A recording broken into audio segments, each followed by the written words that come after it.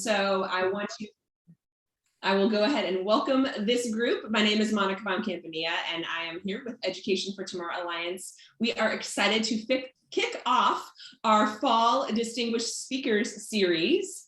You will get to know our distinguished guests momentarily, but we want to thank our supporters that make this possible. Students, we appreciate that you are taking the time out to learn something valuable. And we encourage you to ask lots of questions, participate. Like anything else, you get something out of it the more you kind of engage. And so with that, I will turn it over to Corinne, who will give you kind of the once over of what you need to know for this evening. Great, thanks, Monica. Good evening. My name is Corinne Coulter, and I'm the Program Director at Education for Tomorrow Alliance. Thank you, guys, for joining us. I see a lot of new names. I see some names of students that were part of our past program, so welcome back. Just a couple of logistics before we get started. We will be here for an hour. We'll end at 7:30. We are in a webinar form, so you are as an attendee, we cannot see you, we cannot hear you. The only chance that we would hear you is if you submit a question towards the end of our, you can submit questions throughout the entire call using the chat or the Q&A. But whenever it's time to get to our Q&A time, if your question is next, I'll call your name, bring you over as a panelist, ask you to unmute. And at that point, you'll unmute yourself, ask your question, and then you'll go back to the attendee list. Again, you can use either the raise your hand feature if you kind of hover down on the bottom of your Zoom bar, the Q&A or the chat to submit your questions throughout the entire time. If you are part of one of the academies within Conroe ISD and you need a form, we do not have the forms. That's something that you will either need to get from your academy's website or teachers or headmasters. We, again, will be here till 7:30. You can use this time to kind of soak up as much as you can, ask all the questions, and we will hopefully get all of your questions answered towards the end. With that, I would like to introduce Mr. JJ Hawley, who is the president of the Woodlands Area Chamber of Commerce and one of our EfTA board members who will help us introduce our speaker for this evening. Thanks, Corinne. It's my pleasure to introduce Mark Frasier, PhD, Co-Chief Scientific Officer of the Michael J. Fox Foundation for Parkinson's Research. Mark joined the foundation in 2006. As Chief Scientific Officer, Mark manages a team of research professionals who stay closely linked to the Parkinson's research community in order to develop an aggressive and innovative agenda for accelerating research and drug development for Parkinson's disease. This ensures that MJFF research priorities reflect and best serve the ultimate needs of patients. Mark regularly meets with academic and industry researchers around the world to identify promising proposals to support, provide troubleshooting, and ongoing management of projects as they go forward. He also supports the foundation's priority interest in developing biomarkers for Parkinson's disease that will accelerate clinical trials of new drugs. Dr. Frasier earned an undergraduate degree in biochemistry from the University of Dayton and a PhD in pharmacology from Loyola University, Chicago. He completed his postdoctoral work in the Neuroscience Discovery Research Group at Eli Lilly Incorporated in Indianapolis, where he worked on drug discovery research in Parkinson's and Alzheimer's disease. Mark is passionate about the foundation's ability to problem solve, convene, and ultimately accelerate new therapies for Parkinson's disease. In addition to his work as a foundation scientist, Mark has been a Team Fox member, running the New York IMG Marathon and playing golf to raise critical funds for research. We welcome to our distinguished speaker series, Dr. Mark Frasier. Thank you. Thanks so much, JJ, and thanks to Education for Tomorrow for the opportunity and invitation to talk tonight. And thanks to everyone online. Hopefully you're listening out there. It's a little bit odd here in the virtual world. I don't see you, but I trust that you'll be listening. And I guess I'm really excited to be with you tonight. And I was really excited to get the invitation. What I thought I'd do tonight is just tell you a little bit about what we do at the Michael J. Fox Foundation, what my role is, and talk about my path and how I got to this position. And then if there's time, just give you a little bit of science and neuroscience and talk about what neuroscience is and a little bit about Parkinson's disease. So hopefully that will work out all in the span of less than an hour. And please keep your questions coming. I mentioned that I'm happy to be interrupted with questions throughout the session. So as JJ mentioned, I'm at the Michael J. Fox Foundation for Parkinson's Research. We're located in New York, and we have a very simple mission, and that is to cure a disease and to go out of business, actually. And so it's a unique sort of position to try to be in a company or in an organization that is trying to close our doors and go out of business. It's a charity, it's a nonprofit. So we rely on donations from people with Parkinson's disease and people that care about Parkinson's disease, family members and friends. And those donations then are used to go directly to research. And we fund research about Parkinson's all over the world. We really don't care where it happens.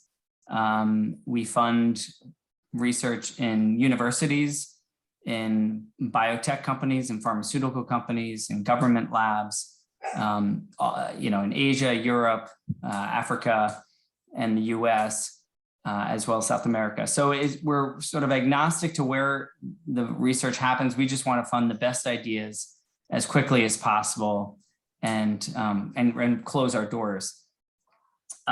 So what I do at the foundation is we have now it's a growing and now fairly large research team that's responsible for knowing what happens, what the latest and greatest science is and the latest and greatest technologies are, and really keeping a finger on the pulse of Parkinson's disease research, as well as other neurological disorders, to kind of assess the landscape and see where the field is, and then identify areas where we think our money and the foundation's money can make a difference. So as JJ mentioned, I meet with professors, industry researchers, government researchers. I read scientific literature, meet with neurologists, meet with patients, a lot of people with Parkinson's disease, to hear about what their needs are, what bothers them, what troubles them. And we, throughout this process, synthesize all the information, both scientific and from the patient lens, and then develop a strategy and what we call strategic roadmaps for where we think we can make the most difference in funding Parkinson's, and then essentially go out and execute that plan. So we have no laboratories at the foundation. We work in offices and cubicles. And so we rely on researchers around the world to really execute that agenda. We put out calls for ideas and open calls, so what we call requests for applications, RFAs, and essentially ask the world to respond to what we identify as the key gaps in research. And they submit their ideas, their applications. We work with our team and some external advisors to review those ideas and understand whether the experiments make sense, whether they fit with what we are looking for, and then ultimately decide on which research to fund and provide money to. But it doesn't end there. One of the things we like to say is that we're not just a check writer. A lot of foundations that do very good work sort of fund very good groups and just keep writing checks. We're a little bit unique and sometimes annoying to the people that we fund, because we consider ourselves partners in their research, even though we're not on the ground in the hospitals or in the laboratories with them. We really check in with them and see how the research is going. So every couple of months, we might schedule a teleconference with them or a WebEx and review the data with them and make sure that they're staying on track and kind of executing on what they propose to do. Oftentimes science is science and it doesn't work out what they propose to do. So we may need to readjust and pivot a little bit. But we have accountability to our grantees, our researchers that we fund, and because we're accountable to our donors and our patients, the people that with Parkinson's that give us money. And so there is this sense of urgency to act fast and do the science quickly. There's a sense of accountability to really spend the money wisely and spend it efficiently and spend it on the right science. And so we project manage the work along the way. And so we're working constantly with the people that are receiving the funds. We oftentimes bring them into New York, or we'll meet them to have an in-person review of several different projects. And one of the things that I've appreciated, I've been at the foundation for 15 years, and we certainly fund a lot of research. So this year we're going to fund actually more than $200 million of new research commitments, which is really remarkable. But almost as important as funding the research is our ability to convene and bring different points of view and different researchers together. And it's remarkable in the research world, in hospitals and neurologists and laboratory scientists, how siloed they can be because they get so focused on their particular project or treating their patients. And it's very difficult to stay on top of what everyone's doing and sort of see across the landscape, the global landscape of the research world, and see where the trends are. And so what we do very frequently is to convene groups, typically very small groups, 15, 20, 25 researchers from around the world, to focus on one particular problem that we think is a big roadblock in Parkinson's research. And so this convening nature of what we do is really important because we have this catbird seat of everything happening in Parkinson's disease, and bringing people together to tackle problems or common problems is, I think, a very effective way in being more efficient and spending our dollars more efficiently.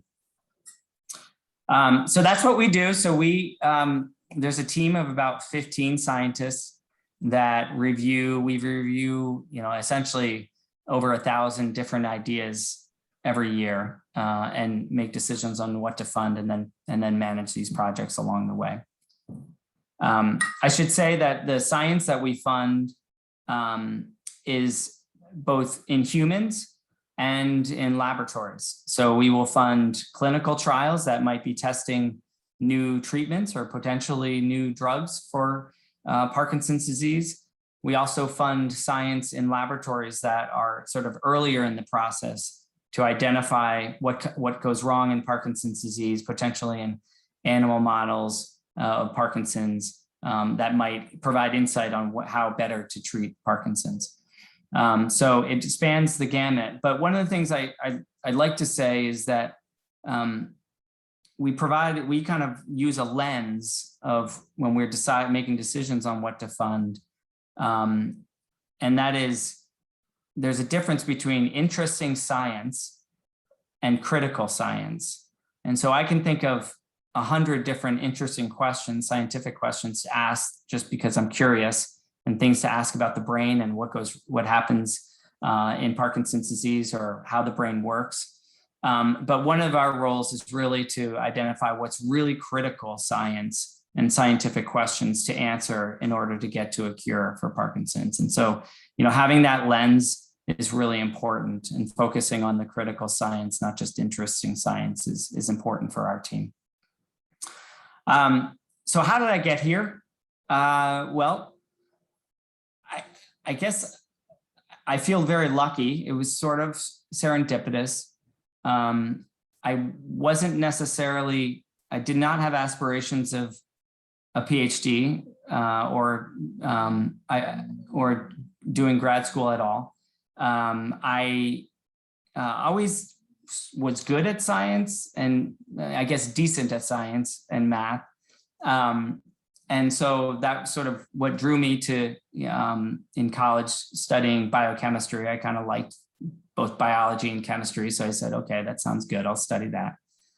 And honestly, I guess I had no plan. I feel like a lot of people I work with in grad school and just a lot of researchers always had this focus on research and were very, did STEM programs in high school and did internships in college and in high school in laboratories. And I can't say that that was me.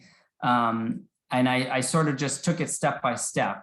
I took one step to study science in college and picked that as a major. And it turned out that I liked that. I liked my classes. And then, junior, senior year, I had to figure out what to do next. And there were a lot of classmates that were applying to grad school. I wasn't really sure about grad school. I applied to grad school. I also applied to jobs in the chemistry area. And I ended up getting into grad school for pharmacology. So pharmacology is drug development and developing new drugs. But I couldn't decide what to do. So I had a heart-to-heart with my parents who basically said, you have to figure out what you're going to do. And I decided to take a year off, and I went to Germany to work for a chemical company for the summer and practice my German and travel around Europe a little bit. And then I came back and got a job with Nestle, actually, the chocolate company. And I was doing chemistry work in their labs, just testing, essentially it was quality assurance chemistry, testing different food products to make sure that they were safe to be eaten. So that was really interesting, and I learned a lot. But then I did have to make a decision on whether to go to grad school. I had deferred my acceptance for a year, ended up going. And I kind of, to be honest, I said, I would actually prefer to do the grad school had a program that was a combined just master's, not a PhD. It was a master's plus a master's in business. And I liked the idea of going into business a lot more. But the reality was that program I had to pay for. And I didn't have the money and didn't want to spend the money. But interestingly, and you may have heard this, in science, if you go for a PhD, they actually pay you. And so it was easier and more attractive for me to go into the PhD program, where not only did my tuition was waived, so I didn't have any tuition to pay, but also they gave me a cost of living stipend. So I was being paid to go to school, which was fantastic. So I said, okay, I'll try this out. And I went for a year. And in that year, I was asked to rotate through different laboratories and work in a laboratory, 3 different labs. And it was neuroscience focused. All of them were neuroscience. One was studying depression, another was studying Alzheimer's disease, and a third was studying schizophrenia. And that's really when I got hooked. Working in a laboratory, and it was very different than working in a laboratory like you do in high school or even in college, where you sort of follow recipes and follow experiments that are predetermined. This was different, and I will just share with you one story that was the hook in my journey, which was I was doing experiments on mice models of Parkinson's disease. And I essentially was staying late at the lab one night and was processing a result, an experiment. And I looked at the result, and I couldn't figure out, it did not make sense. And because it was very surprising what we were seeing. I was seeing this relationship between Alzheimer's and Parkinson's disease. And my lab mate who I was working with, I called up, he had gone home for the night. And I said, this doesn't make sense. His name was Mark too, actually. I said, Mark, I don't think this makes sense, what we're seeing. And he said, I think I may have made a mistake in the way I ran the experiment. And I said, okay, well, let's rerun it. And we reran it again the next day. And the same thing happened. And we knew we didn't make a mistake this time. And so this was the first time in my life that I had seen this new connection that no one had ever seen, that it was fresh data that had just been generated. This new data that no one had ever seen in the world, that I essentially, Mark and I discovered this new connection.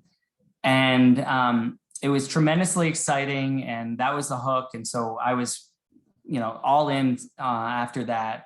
And the idea of being sort of the first person to see new information and new science and new data was really what motivated me, and ended up finishing my PhD and writing up my dissertation. But I will tell you, it's not easy in the laboratory. There's a lot of dead ends, and that's part of the frustration of working in the lab and being a scientist. And so you have to have those wins and those hooks that keep you excited and motivated, because it is a long haul. So anyway, long story short, I finished up grad school. What I wanted to do, so a lot of people in neuroscience, they focus on one small particular problem or challenge, an area of science. And that is very interesting and appealing to many. But I really wanted to feel like my research was making a difference and really applying it to some big human challenge, not just curing mice or curing rats, or understanding how the brain works a little bit better. And so that's why when I went to grad school, I went to a drug company to really learn how to translate laboratory discoveries into new treatments, new drugs. And that was tremendously educational. It's a long and hard process to go from a laboratory discovery, an aha moment, to a pharmaceutical on the shelves that you can get at CVS or Walgreens. But I learned a lot about that process, and a lot about what are the critical questions to ask, not just interesting science. And so that was really exciting. And then my mentor at the drug company at Eli Lilly was on the scientific advisory board at the Michael J. Fox Foundation. And she was the one who told me about the foundation in New York. I was perfectly happy staying in the pharmaceutical industry. And then I kind of went to this interview in New York more as a fact-finding, information gathering exercise. I read Michael Fox's book, and I hope some of you know who Michael Fox is. I have a slide showing him his pictures that I'll share in a moment. But I read his book on the flight out, and went to the interview sort of very stress-free to find out what this foundation was really doing, and came away just flying on the flight home thinking, gosh, this is such a unique position in science, where I would have the opportunity to meet with people with Parkinson's, patients, meet with researchers, and not just researchers that work in the lab, with neurologists, people that are doing cutting edge neuroimaging work, doing cutting edge molecular biology work, cutting edge circuitry work, you name it, drug development work, where I'd have the exposure and breadth to work with all of these people. Oh, and by the way, make a difference in people's lives, because we're actually funding research that is accelerating and leading to a cure. So that flight home, I kind of said, if I get this opportunity, there's no way I could pass this up. And fortunately, I had the opportunity. That was 15 years ago. And I haven't really had any reason to look elsewhere. It's just a tremendous place to work. Michael Fox is a tremendous leader and inspiration.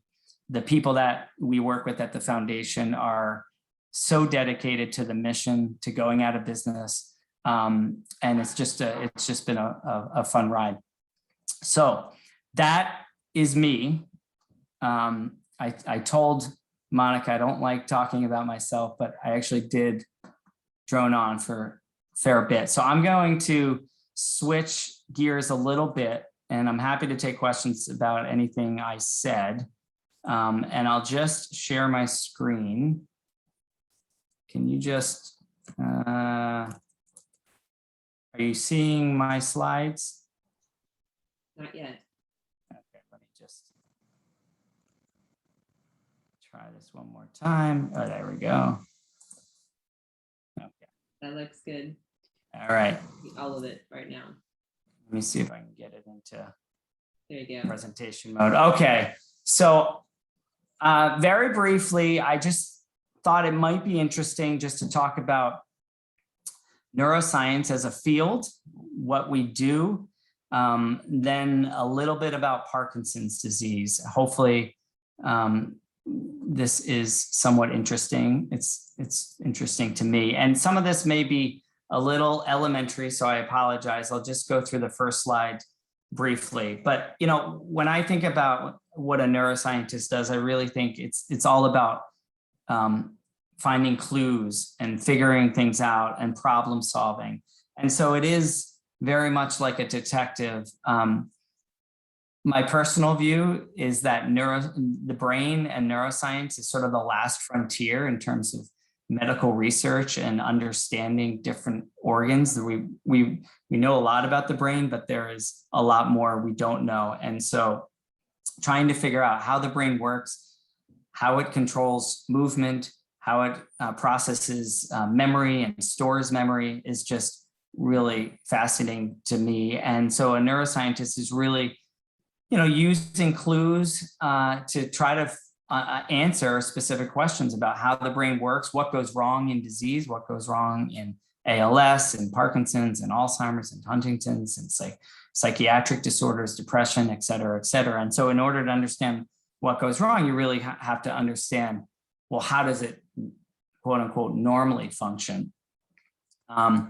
So as you know, we study the brain. This is just a cartoon here on the right showing different areas of the brain and where they are responsible for. There's areas responsible for movement, for touch, for taste, for processing memory, for smell, for controlling heart rate, controlling your breathing, controlling your movement. And it's just this wonderful computer that we're starting to understand the connections. But it really is, there's a lot to figure out. So that's what we study. And, we use a lot of tools. These are just a couple of pictures. Of course, we use microscopes to look at sections of brain from people that have passed away, that have donated their brains, or look at pieces of brain from animals to really understand what their brain cells are doing. In the middle here is a picture of a guy hooked up with an EEG. So this is a tool that can detect brain waves in the brain. And so this is used to understand how brain waves change when you're awake, when you're sleeping, when you're thinking, when you're processing information. And then, of course, we do use animals because currently you cannot really take a biopsy of the brain without injuring the human.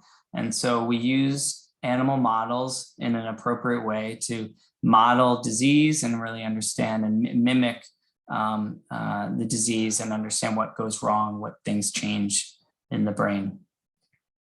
Okay, so this is Michael J. Fox. This is a picture from Back to the Future, one of his more famous movies. He was in a couple different TV shows when we were growing up and even after we were growing up. He was diagnosed with Parkinson's disease at a very young age. He was actually 29. Typically, people are diagnosed in their mid to late 50s. It's a pretty common illness. So over 1 million people in the US and 5 million, probably more than that actually, worldwide, live with Parkinson's disease. So it's the second most common, what we call neurodegenerative diseases, which just means brain cells are lost in these disorders. So it's second most common after Alzheimer's disease. And interestingly, and we can talk about this if you're interested, but Parkinson's and Alzheimer's share a lot of similar pathways if you look at what happens and what changes in the brain. Although Parkinson's is more of a movement disorder, so people have trouble moving, they exhibit tremors. Alzheimer's is, as you probably know, is typically associated with memory changes, although there is some overlap in the symptoms. So that's Michael. He started the foundation shortly after he was diagnosed. He doesn't, he's on our board. He doesn't necessarily make scientific decisions. He plays a role in, his leadership and fundraising, but he's just really just an incredible guy, really genuine. So what happens in Parkinson's disease? I mentioned that in neurodegenerative diseases, there's brain cells that are lost. In Parkinson's in particular, there's a couple of different brain cells that die. The one that's most commonly associated with the movement is these brain cells that are called dopamine brain cells. These are neurons, which is another name for a brain cell. And they die in a really tiny area here that you can see called the substantia nigra. And this loss of dopamine cells, so these cells make a chemical called dopamine, and I like to say dopamine is sort of like motor oil for movement. And so if you lose the dopamine making cells, you really lose the chemical that helps you move and transmit signals to help your muscles move. And so interestingly, there's actually a lot of cells that are lost way before you even see early signs of Parkinson's disease. So where this field is headed is identifying individuals before symptoms develop and trying to treat them and actually prevent Parkinson's disease from forming. We're a little bit ways away from that, but we know that there are a lot of changes to the brain and to the body before that first tremor appears or the slowness becomes bothersome, where someone would go to the doctor. So that's just kind of interesting that we know it's changing way before the symptoms develop. So these cells are lost in Parkinson's disease. I like to show this slide, and I'll just ask you, so one of these, this is a picture of that substantia nigra, that small area of the brain. And one of these brains is a healthy brain. One of them is a Parkinsonian brain. And I would just ask if you can answer to yourself, if you had to guess which one was healthy, which one was not, which one would you guess, left or right? So I will tell you, typically people say that the left one is Parkinsonian, but this is actually the healthy brain on the left side. And the reason you can, the indicator of this is, I don't know if you can see my pointer, but these black strips here are actually the dopamine producing cells. And if you look on the right side, these black strips on the left and right here are lost. And so this is the sort of indicator that this is a Parkinson's brain, that these dopamine cells are lost.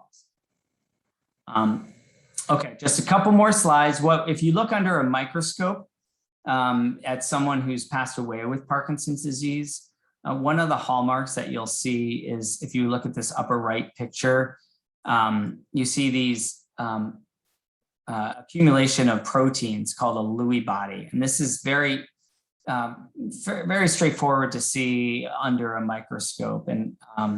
And what happens in Parkinson's disease, we think, is that these misfolded proteins accumulate. This is a cartoon of a brain cell. These misfolded proteins accumulate and aggregate into what's called these Lewy bodies. And so these Lewy bodies are thought to be very harmful, and that's what causes the cell death, the brain cells to die.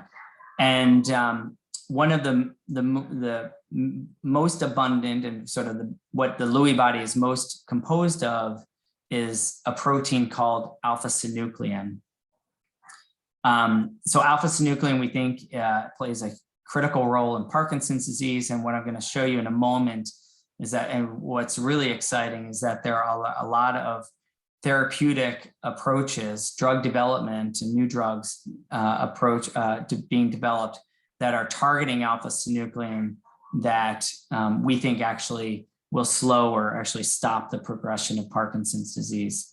I meant to say that earlier that Parkinson's is slowly progressing. So once you're diagnosed with Parkinson's disease, the symptoms, get worse over time, but this is over years. And so it is a chronic illness that people can live with for 15, 20 years, but it is progressive. So it does get worse over time. Movement slows down.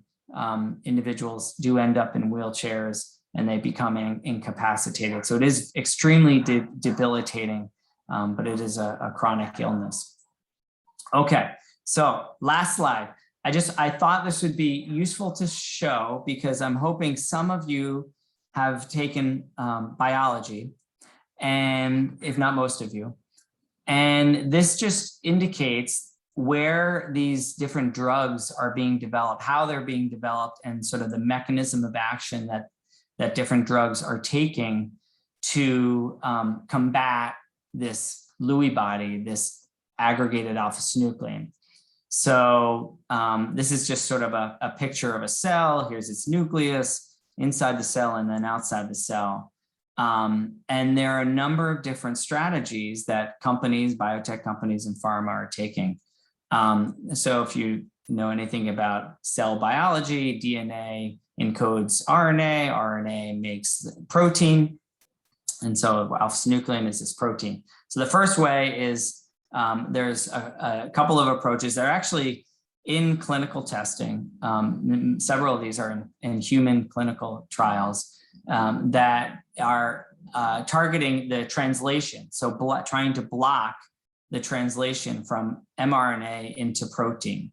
And the hypothesis here is that this would lower overall alpha-synuclein levels and thus reduce the number of Lewy bodies that are accumulated, and then ultimately reducing the toxicity because there's fewer Lewy bodies to cause the damage. So that's the first approach, essentially to block the mRNA to protein translation. These are approaches called antisense approaches. The second is really a strategy to say, okay, we think alpha-synuclein actually is okay and healthy. It's not bad. It has some sort of function in the cell, but we're going to block the aggregation of the cells. And so there's small molecule drug approaches that actually bind these aggregates of alpha-synuclein and either prevent the accumulation of the aggregates or bust them up and break them up and send them to the garbage disposal, the cellular garbage disposal for degradation. So that's the second approach. The third approach is to actually boost the garbage disposal in the cell. So there's things you may have heard terms like a lysosome or autophagy, but these are biological processes in the cell that clear the waste from the cell. And so there's a couple of different therapeutic molecules that are trying to boost and increase the garbage disposal of the cell, and then thus would increase the degradation of these toxic Lewy bodies. And then the last approach was actually the most advanced. And interestingly, there was just an approval for this immunotherapy approach in Alzheimer's disease, you may have heard about earlier this year. It's a very similar approach that is being applied to Parkinson's, which is essentially to make antibodies or provide antibodies that bind to this toxic form of alpha-synuclein outside the cell and then remove it and clear the bad alpha-synuclein. So like I said, what's really exciting is that there's about, 10 different clinical trials currently being tested in humans that are all targeting alpha-synuclein in these various ways. So we think this is really promising. We think there's a lot of excitement in the field. This has actually increased the excitement and investment from pharmaceutical companies to see more money and more clinical trials to Parkinson's. So we're excited about potentially drugs that actually slow or stop the progression of Parkinson's. Okay, so I am going to stop sharing and stop talking for a moment and hopefully answer any questions that come in. Yes, We'll check we out had questions. Can I ask one real quickly? Because you said that you've been there for 20 years, or sorry, 15 years. Do you, from the time that you started at the foundation to now, have you seen kind of leaps and bounds? Is the progress kind of slow in terms of, the types of research going on? Can you touch on that at all? Yeah, no, it's a great question. So, the short answer is that it's the drug development pipeline and the number of different therapies that we think are disease modifying, that actually slow or stop the progression and might actually cure, is the most robust pipeline and that we've seen in ever. I'll just illustrate that to make a point that when I was at the drug company doing my fellowship, Parkinson's was not seen as a very tractable or attractive area of investment. There were a lot of other areas like Alzheimer's, cancer, diabetes, that were a lot further. We understood more about the science and how to develop new treatments. And so I was one of few people that was working on Parkinson's. Now there are dozens of companies that have sort of jumped in the pool and put a stake in the ground and said, all right, we're focusing on Parkinson's. And so the field has advanced, and that there's been a number of reasons. One of them is some of the genetic discoveries that have been made that have identified sort of paths and on where the drug companies can sort of focus their efforts. And so it's been really exciting to see the field grow and develop and mature. So we had a couple questions come in. One was from a student and one was an anonymous. Sorry, I'm congested, so I hope you can hear me. I feel like I just sound weird. It was around kind of that when you mentioned losing kind of the loss of dopamine and how that one of the students asked, is that would you become depressed? And then the other one would that affect the mood since dopamine produces the happy feelings? So those questions kind of went together. Yeah, it's a great question. Thank you for asking. And I actually failed to mention something really important that is overlooked often when people talk about Parkinson's disease. And that is that it's thought of as a movement disorder and, with tremor or slowness or stiffness. But in fact, there are a number of non-motor, non-movement symptoms that develop. And in fact, it's very common for individuals to have some sort of depression or even cognitive changes that occur. And it's actually common to happen before some of the movement systems or movement symptoms develop. And so, yes, it's not, and as a matter of fact, it's not just dopamine. It's kind of a complicated story there. Serotonin is involved, so that's affecting mood. And some of those cells are lost. And so some of the memory cells are lost.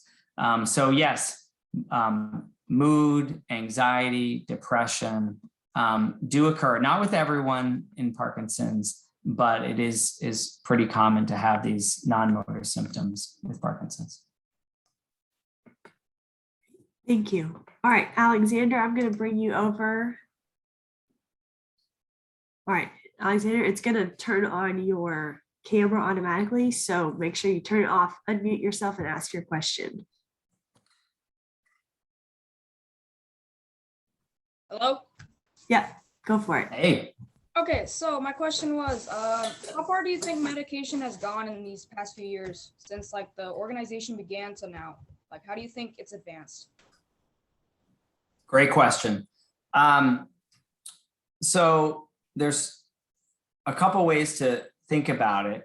And I didn't get into the current medicines, but there actually are a fair number of medicines that treat the motor symptoms, especially. And there's one drug that's been around for 40 years called levodopa, and it essentially just replaces the dopamine in the brain. And you can take it as a pill. And it's pretty effective early in the course of disease. But what happens over time as more and more brain cells die and individuals take the levodopa, it starts wearing off, and it doesn't work as well. It's not as effective. And we've actually funded a number of projects that actually have led to new delivery approaches of levodopa and some other similar classes of medicines that actually have made it to be more effective. It delivers it more easily to reduce this wearing off that occurs. So just in my time, there's probably been 3 or 4 new drug approvals that have essentially have been approved and assist in the movement symptoms. So there's one that's an inhaler. You can actually inhale it and it gets to the brain quicker. That was funded by us. There's a Listerine strip that delivers the medicine quicker. And so while they're somewhat similar drugs that have been around for a while, it's actually remarkable how much of an impact they have on the quality of life and how much they work. So that's been exciting. There's also been some advances in new treatments in my time for some of the non-motor symptoms. So hallucinations actually occur with some frequency in Parkinson's disease because of the dopamine system being dysregulated. So people start seeing things. And probably about 2 years ago, the first ever drug for hallucinations in Parkinson's was approved. So for some of the non-motor symptoms, and there's a couple others that have been approved, and some of the delivery, there's been a lot more approvals in the last 5 or so years than in the past. So that's really exciting and actually helps people with Parkinson's right now. But as I said, what's even more exciting to me is some of the trials that are occurring and new treatments that are being developed that actually not just treat the symptoms, but actually slow the progression of these cells dying. We think slows the progression. And that advance and the increase in the number of trials that have focused on that has been exponential in my time. So that's been really exciting to see.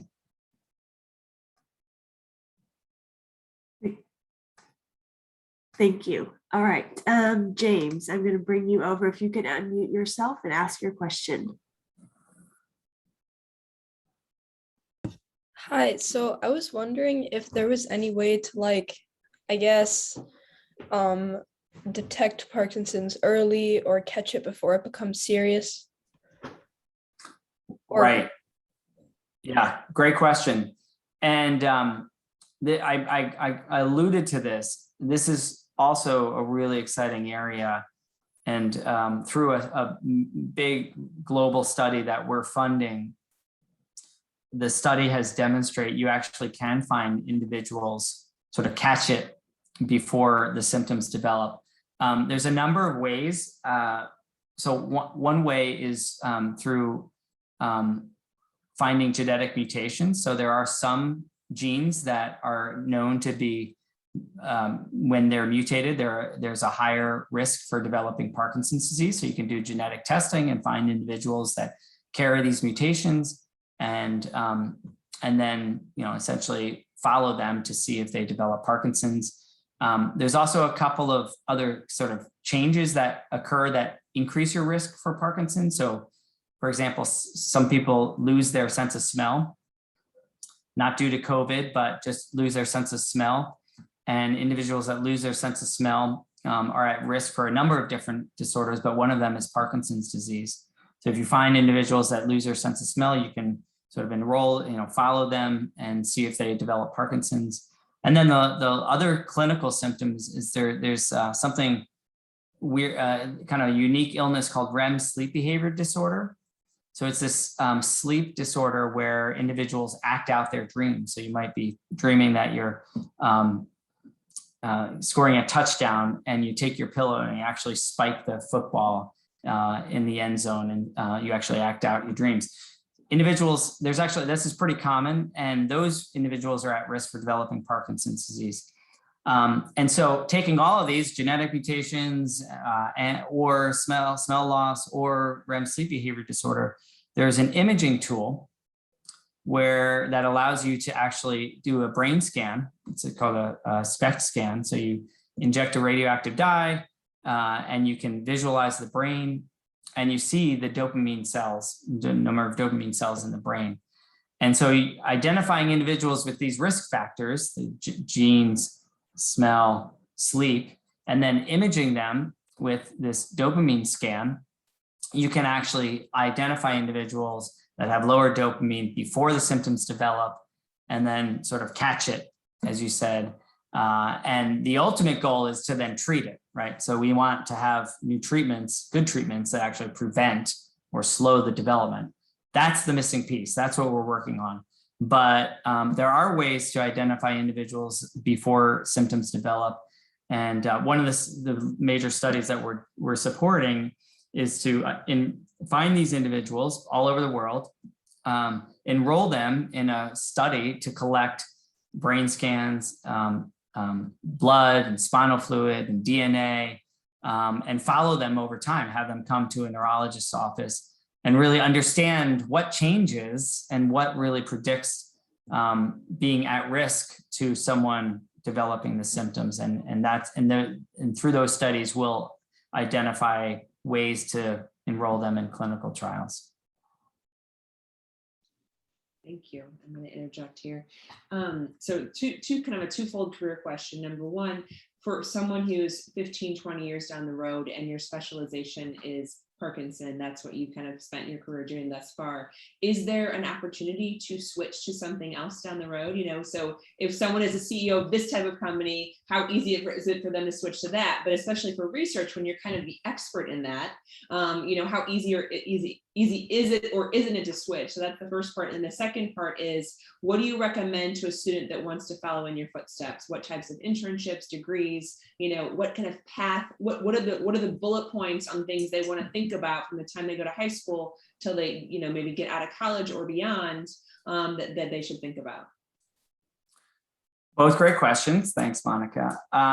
In terms of switching, I think, I think there is, I guess there is some sense that, the more you go to school, the more specialized you become, right? So I have a neuroscience expertise, and certainly Parkinson's I've gone down that road. If I wanted to switch to working for an Alzheimer's group, whether either for-profit or nonprofit, I don't think that would be an issue. I think, and to be honest, or Huntington's or all ALS, I have colleagues that have sort of done that, and I have colleagues that have gone into pharmaceutical companies with very little problem. But I'm not going to be a cancer researcher. That is for sure, right? And it's likely that I would not, at this point in my career, back up and go back down. So yeah, there is a little bit of a specialization, but I certainly don't feel like I'm a Parkinson's only expert. And in fact, we work with researchers that are studying many, many different disorders. We collaborate with foundations and pharmaceutical companies that are focused on Alzheimer's and other disorders. So there's some familiarity there. In terms of things that I would advise,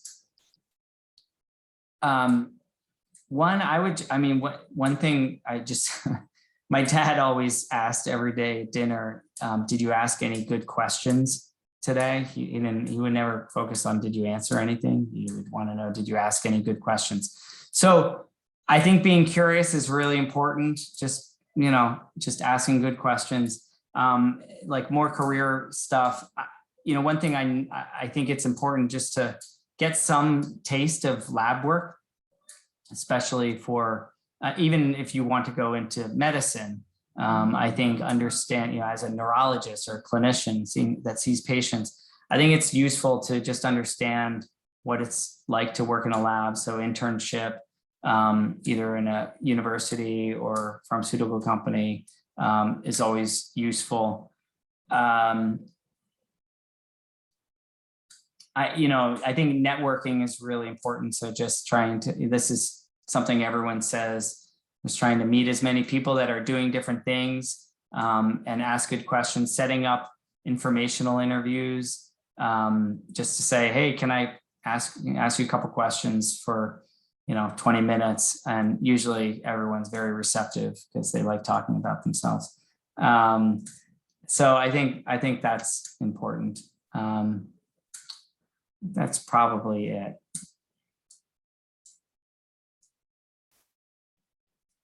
Yeah, those last two are students. Those are ones you'll hear from pretty much all of our distinguished speakers if you're part of any of our panels or programs as you get older. So thank you for touching on those. It looks like we've got time for probably one more question, and we did have one come in that I want to address, and I'll just ask it just for time's sake. Is Parkinson's disease caused by genetics only, or are there other ways to get it? Yeah, I get this question all the time. It's a great question. And the current thinking is that the genetic causes of Parkinson's, as far as we understand now, are still very rare, low. So, well, relatively low, not very.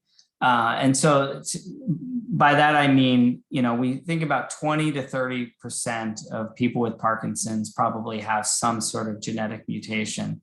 And the 70 to 80% that don't are likely to have some other contributing factor. Now, there may be some element of genes, but we know that pesticides can increase your risk. So Parkinson's is actually more common in rural areas than urban areas. There are a number of pesticides that have been identified that increase your risk for Parkinson's, actually, and cause Parkinson's in animal models.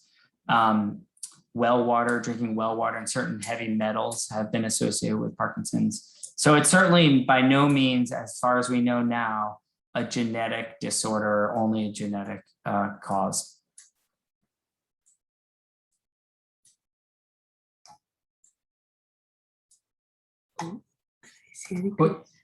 One other thing I would just say, I was thinking about your question, Monica. I kind of like keeping an open book when you think about your career and not getting too far ahead of yourself. And so, I said I sort of just took baby steps, one step at a time, and just see saw if I liked it or not. So I think not necessarily forecasting and planning your career too soon is really important. I know it's often stressful in high school and college to kind of figure out what your plan is and map out your route and where you're going. And I just think it's really important to just figure out what you like, what you're doing now, and then kind of focus on the next step, but not like 2 or 3 steps down the line. All right, well, we're coming up on 7:30, so I want to make sure that we respect the time of you, Dr. Frasier, but also our students, as you guys are, I guess, what are we in our 4th week of school? So students, I know we can't see you, but can you help me thank Dr. Frasier for joining us this evening and sharing his journey, but also a little bit about the research that he does.